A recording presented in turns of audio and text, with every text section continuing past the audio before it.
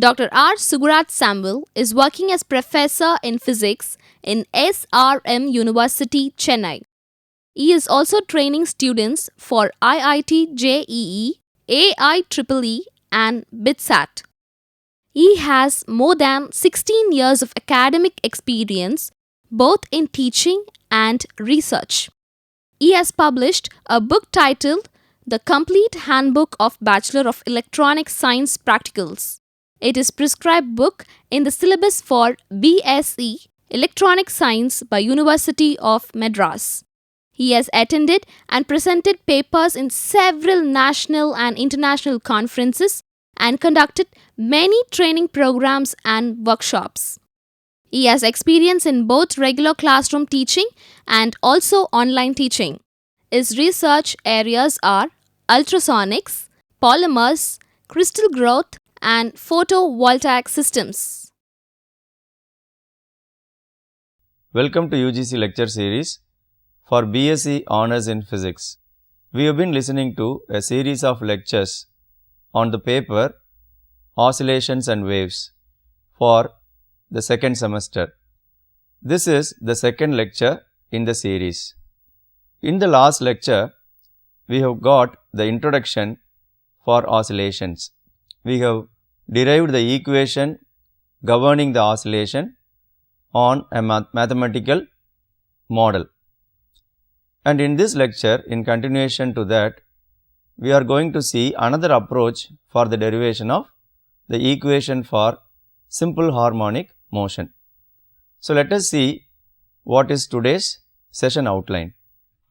In this session, we are going to see the rotating vector representation of simple harmonic oscillation or simple harmonic motion. It is simply called as SHM. In the previous lecture, we have used an analytical method, that is nothing but a mathematical method for arriving at the equation for displacement of a point which is executing simple harmonic motion.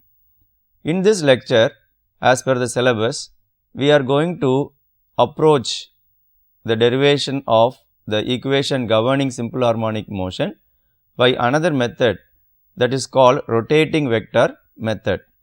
In the lower classes, we would have come across the same topic under a different title. In that, we call that as uniform rotation producing simple harmonic motion. It is a slightly modified form of the same, but it is enhanced so that it suits to the graduate degree program.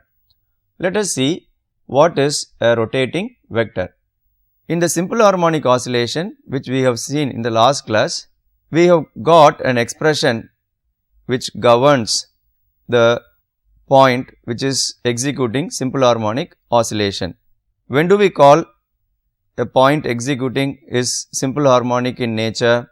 It is the force is directly proportional to the displacement and it is directed opposite to the direction of force displacement. So, that is why we have a minus sign in the equation F is equal to minus Kx. Here K is called the spring constant and we have modified the equation and replaced the term force with the value ma. M is the mass of the particle executing simple harmonic oscillation and a is the acceleration of the point which is executing simple harmonic oscillation. And based on the assumption that we have made, we have used the tool called calculus or the integration model to arrive at the expression for displacement. We started off with a higher order quantity, that is acceleration, and went on to get an expression for velocity and then got an expression for the displacement. Actually, it is a reverse order in which we have arrived at the equation, because acceleration and then velocity and then displacement is in the reverse order. And in this lecture, we are going to have the same expressions, but in the reverse order. That is, we will start with the expression for displacement and then for velocity and again for acceleration.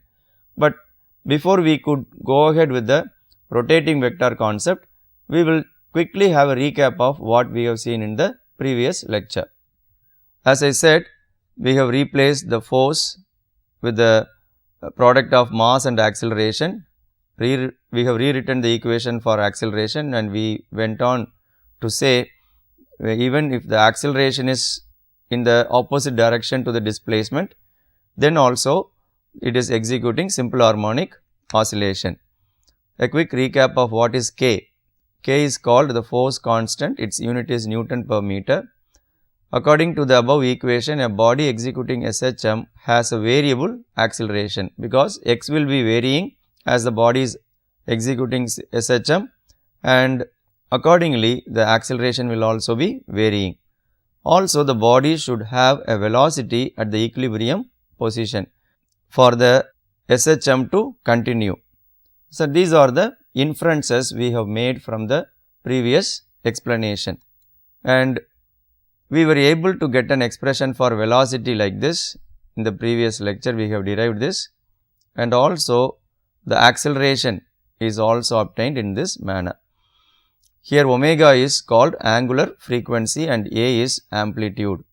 The amplitude and the angular frequency omega, the amplitude A, these two quantities were obtained as the constants from the integration process, and we have not thrown much light on the two terms. We have simply stated the technical names like omega is angular frequency and A is amplitude, but we have not thoroughly understood what do these two quantities mean. But in today's approach, we will be able to get much more information on the term called omega, which is called angular frequency as far as the oscillation is concerned, and also the amplitude, which is represented as capital A here. So, let us start with the new approach, that is rotating vector approach. Let a point P execute a uniform circular motion with angular velocity omega. The radius of the angular circular path is A. It is represented in the diagram. Its projection on the vertical diameter, a point P dash. So, this is the point P executing uniform circular motion. P dash is its projection. It is at a distance small y from the origin. From the origin, if we measure the distance between O and P dash, it is y, vertical distance. As the point moves in a circular path, it is found that the point P dash executing SHM along the vertical diameter with respect to the origin. And when we consider the movement of P dash, which is the projection of the point P on the vertical diameter, the point P dash was found to execute simple harmonic motion or simple harmonic oscillation like this. As the point P rotates in a uniform manner, the point P dash would go up and down, and that movement was found to be simple harmonic in nature. In this diagram, it is little difficult because it is fixed, the points are all fixed, nothing is moving. So, it is difficult for us to visualize. In the next slide, we will see how the two are correlated. A motion, and this point is rotating and its projection is moving in the y direction, which is in the vertical diameter. When we carefully observe, the point which is in the circular path is rotating in a uniform manner. So, it has got a uniform angular velocity, and the other point, which is the projection, is moving up and down, and it is oscillatory in nature because the movement is always with respect to a fixed point. So, it is a to and fro motion. So, it is nothing but oscillation. And if we want to see the videos on this rotating point model, rotating vector model, we can see the videos. Nice videos are available in the YouTube. So, these are the two websites where we can see the videos on this representation. So, we have clearly seen a projection is executing, projection of a point executing uniform circular motion is representing a simple harmonic oscillation. Still, we have not clearly got whether it is simple harmonic in nature, but it is oscillating. Definitely, we have seen the point moving up and down, so it must be a oscillatory motion. Now, our question is whether it is simple harmonic nature or not. So, we will be able to establish some equations from this model, and some expressions will support our claim that this oscillation is simple harmonic in nature. What is the condition we require to prove that this point is moving in a simple harmonic way? We need to prove the acceleration is proportional to displacement. If we arrive at that expression, then we can definitely conclude that the point is executing simple harmonic oscillation. And is there any other proof we could hold on so that the point is executing simple harmonic oscillation? Right now, there is no other proof available. The only condition we could have at this point of time is the acceleration is proportional to displacement, and the negative sign should also be there in the equation to take care of the opposite direction of displacement and acceleration. Once again, let us have a look at the diagram, and now we will go ahead with the derivation. From the diagram, if you take a particular static case, the point P at a particular position, then we can write the displacement y is a sin theta. Here a is the radius, so everywhere the radius is the same because it is a circle. So, this is also a, the OP point is also the radius a sin theta. This is from the triangle OPP dash. From the right angle triangle, we can write this equation for y, and this is theta, the opposite angle OPP dash, that point is also theta. So, OP is opposite side. When we write the equation for sin theta, it is opposite by hypotenuse, it is rewritten for y, where theta is called the phase of the oscillation.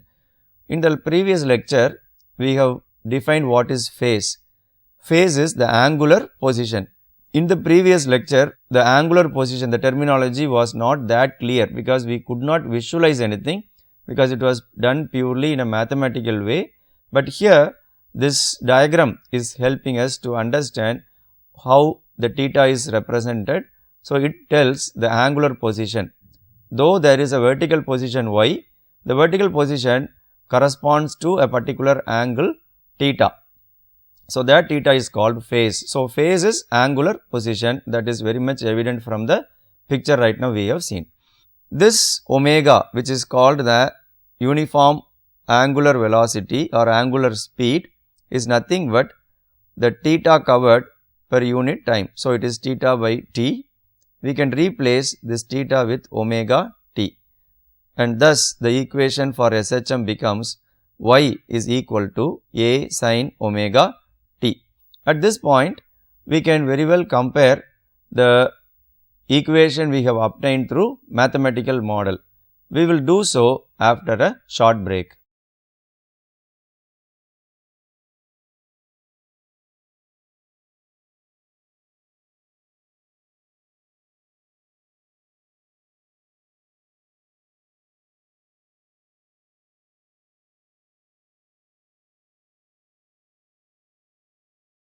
Welcome back. We have got the equation for SHM as y is equal to a sin omega t. In the previous lecture, using mathematical model, if you recall, the equation was x is equal to a sin omega t plus delta. There was a small term delta introduced that was obtained from some assumptions that we have made in the process of integration. The delta was called there as initial phase angle, or it is EPO. In this case also, we can introduce an initial phase angle delta. Let us see how it is introduced. If the motion starts from a point which subtends an angle phi at the origin, then the equation of SHM becomes a sin omega t plus or minus delta. Here delta is called the initial phase angle or EPO, it is simply called EPO. And here this is the term delta. Here the delta can be positive or negative. So, in this case the starting point is from this point, it is moving on. So, it is not starting from the x axis. So, it is slightly below. So, we have to account for this delta and this theta. So, it is represented as omega t plus delta. So, that delta is also accounted here, and in the same manner in this diagram the starting point is little ahead of the x axis where it is supposed to start. So, when we measure the angle theta from the x axis, the delta is to be subtracted and it is marked clearly. It is between the two lines marked as theta. So, a sin omega t minus delta. So, if it is plus delta, the starting point is below the x axis. If it is minus delta, the starting point is slightly above the x axis as mentioned here.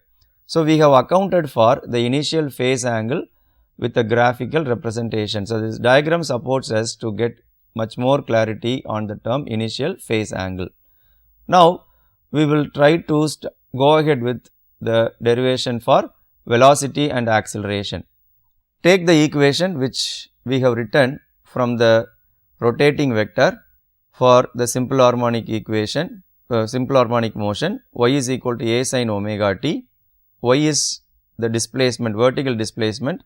In the previous derivation, the mathematical derivation, we got x, but here we have y. That does not matter. It is only the way in which the displacement is considered. So, y is equal to a sin omega t. To find velocity, we have to differentiate this y. So, we have differentiated. V is dy divided by dt, and we have got the differential term. It is sin omega t becomes cos omega t, and omega t also is to be differentiated further because omega is constant. We have written omega in the first itself. So, this is the expression for the velocity. When the velocity is differentiated once again, we will get acceleration. Acceleration is dv by dt. So, we have got a is equal to minus omega square a sin omega t, because the differentiation of cos omega t is minus sin omega t, and once again the omega comes. So, we have got the expression for velocity and also for acceleration. In the previous method, we have integrated to arrive at the expression for the displacement for simple harmonic motion, and here we have done it through differentiation. So, the two approaches are in the reverse manner. Acceleration, velocity and displacement was done in the previous lecture, and here we have done displacement, velocity and acceleration by differentiating we have got. And let us try to compare the two equations. Are the two sets of equations the same, or is there any difference in the format?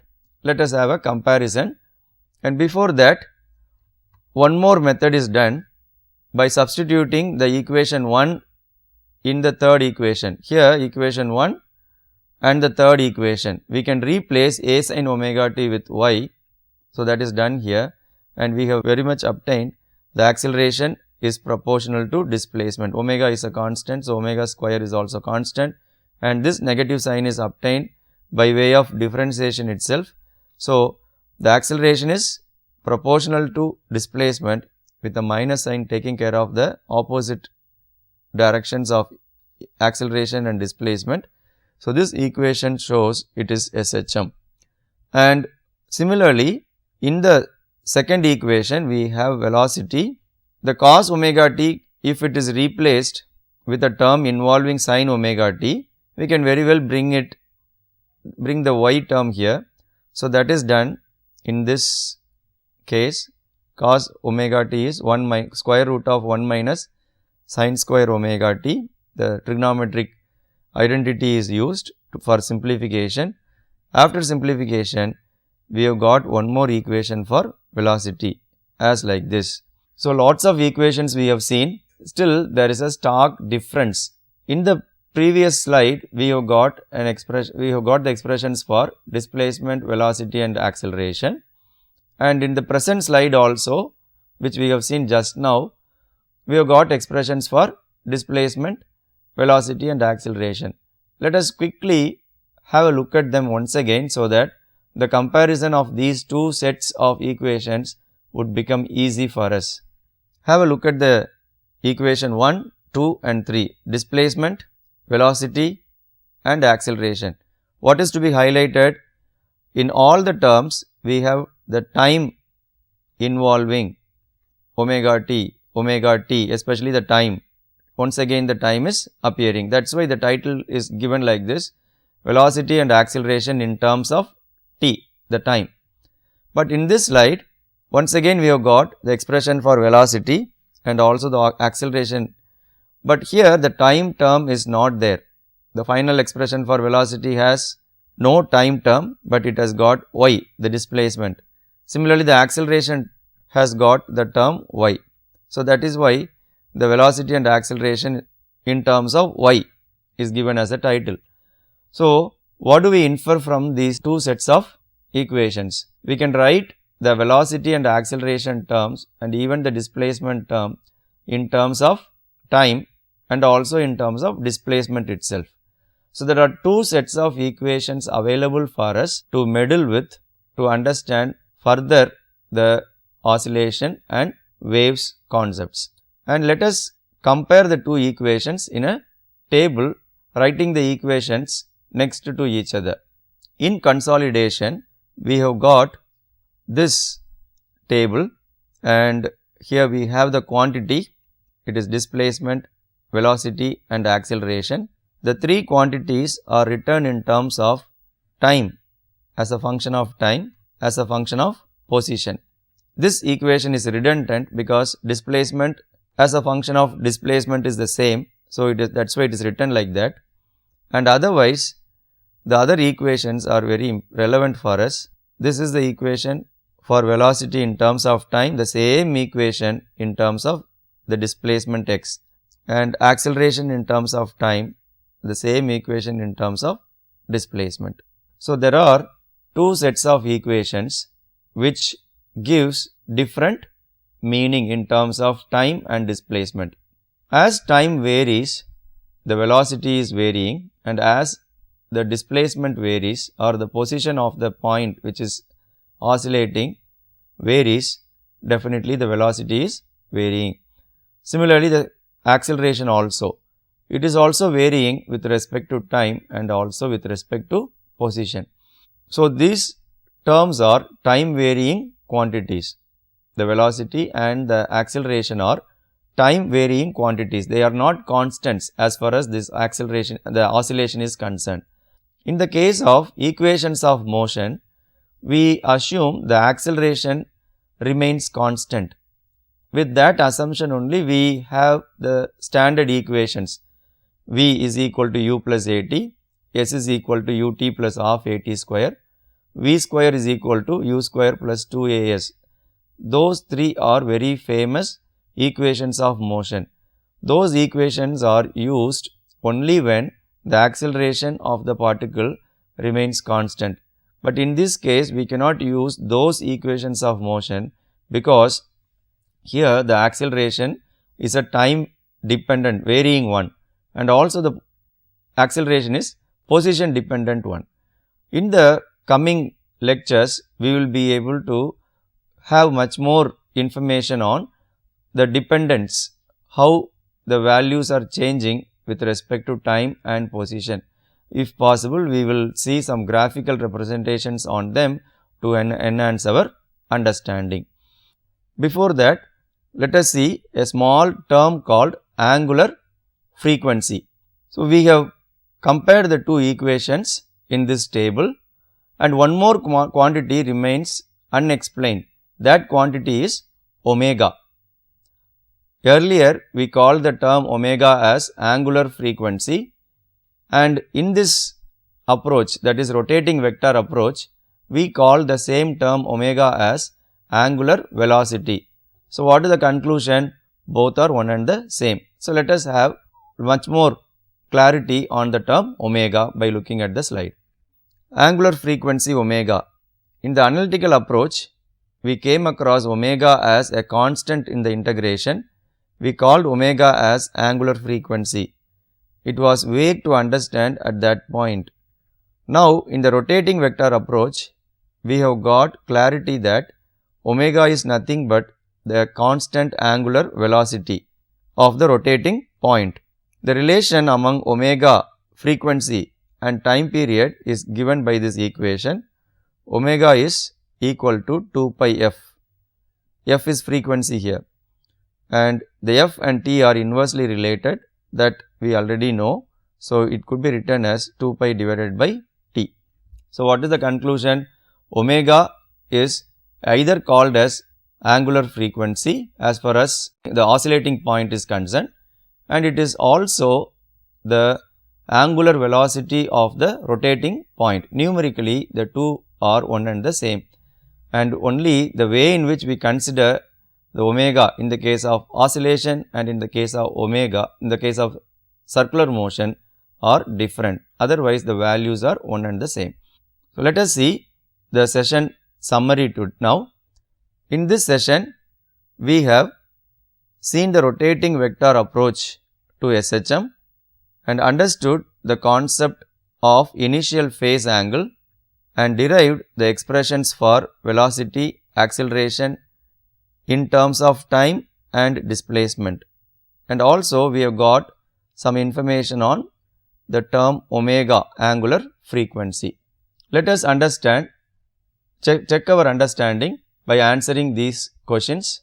Explain how rotating vector can represent simple harmonic oscillation. What is epoch? Derive the expressions for velocity and amplitude of simple harmonic oscillation in terms of time and displacement. With this, we conclude this lecture.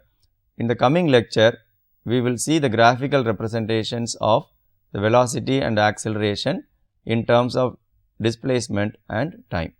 Thank you.